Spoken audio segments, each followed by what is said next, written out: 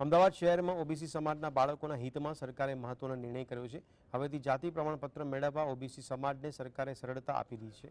જાતિ પ્રમાણપત્ર માટે હવેથી રેવન્યુ રેકોર્ડ પુરાવા તરીકે માન્ય ગણાશે. હવે લિવિંગ સર્ટિફિકેટની જગ્યાએ રેવન્યુ રેકોર્ડનો પુરાવો માન્ય ગણાશે. અત્યાર સુધી જુલાઈ 1978 પહેલાં જન્મેલા બાળકોના જાતિના પ્રમાણપત્ર માટે સ્કૂલ લિવિંગ સર્ટિફિકેટ જરૂરી હતું. 6 જુલાઈથી ઓબીસી જાતિના પ્રમાણપત્ર માટે નવો સુધારો કરવામાં આવ્યો છે. આ મામલે ડીસાના ધારાસભ્ય પ્રવીણ માળીએ સરકારનો આભાર માન્યો હતો.